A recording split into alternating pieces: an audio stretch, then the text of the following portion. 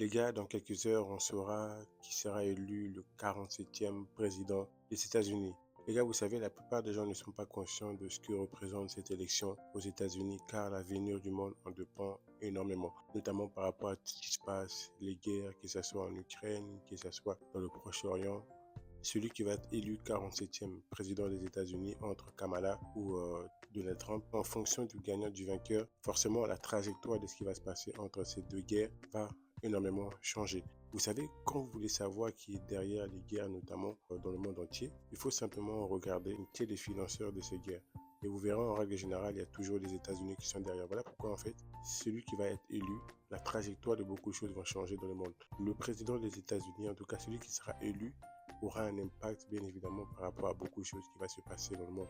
Même ici, notamment en France. Je sais pas, pour toi, qu'est-ce que tu souhaites? Qui veux-tu voir gagner? Est-ce que c'est Kamala? Est-ce que c'est Trump? Donc, n'hésite pas à me donner ton avis en commentaire. En tout cas, ce qui est sûr et certain par rapport à ces deux candidats, quand il y avait Donald Trump au pouvoir, il n'y avait pas tout ce qui était guerre. Faut pas oublier, les gars, sous le mandat de Donald Trump, il n'y avait aucune guerre. Trump a même quand même réussi à faire ce que la plupart des chefs d'État n'ont pas réussi à faire, c'est-à-dire quand même rencontrer le président de la Corée du Nord. Il est même parti en Corée du Nord. Bref, ça, c'est des choses que on n'a pas vu en tout cas avec les anciens présidents. Et là, en fait, ce que les gens oublient aussi, c'est que Kamala est la vice-présidente de Joe Biden. Donc, personnellement, je ne sais pas est-ce qu'il y aura un changement réel ou est-ce que ça sera tout simplement la continuité de ce qui se passe. En tout cas, ce qui est sûr et certain, les gars, dans quelques heures, on saura qui sera élu le 47e président des États-Unis. Et ce qui est sûr et certain aussi, j'en suis convaincu, si c'est Trump, beaucoup de choses vont changer. Je crois sincèrement qu'il y aura aussi beaucoup de paix. Il y aura aussi en tout cas une autre vision du monde parce que Trump c'est un businessman, c'est un entrepreneur par rapport à d'autres candidats, notamment Kamala qui elle, c'est autre chose. Faut pas oublier quand tu es un entrepreneur, tu vois la vie autrement, tu vois les choses autrement. Donc les gars, dites-moi en commentaire selon vous qui sera élu le 47e président des États-Unis et surtout selon vous quel sera votre choix. Est-ce que vous préférez plutôt Kamala ou vous préférez plutôt Monsieur Trump? En tout cas, comme moi, vous savez les gars, je suis toujours pour la paix.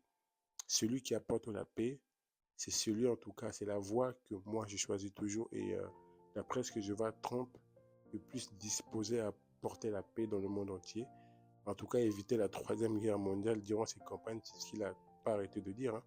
Faire en sorte qu'il y ait la paix, il va arrêter la guerre en 24 heures en Ukraine. Bref les gars, et par rapport à Kamala, bon, comme je vous dis, il est vice-président de Joe Biden. Ce qui se passe actuellement, c'est sous leur, voilà, c'est sous leur mandat. Hein. C'est à peu près comme si Kamala était première ministre. Est-ce qu'on va continuer sur la continuité de ce qui se passe actuellement, c'est-à-dire les guerres, les conflits, où il y aura du renouveau avec Donald Trump? En tout cas, ce qui est sûr et certain, demain matin, quand on va se réveiller, on saura qui sera le président des États-Unis. Et je suis quelqu'un qui est très très passionné par la géopolitique. C'est très important les gars, la géopolitique, notamment les États-Unis, ça reste quand même la première puissance mondiale, même en termes de tout ce qui est militaire, ils restent les meilleurs. En termes de budget militaire, c'est le premier qui a autant de budget dédié à l'armée et surtout, comme vous l'avez compris, nous la voie qu'on a choisie, c'est la voie de la paix. On verra ce qui va se passer. Et les gars, moi je vous dis à la prochaine vidéo. Ciao, ciao.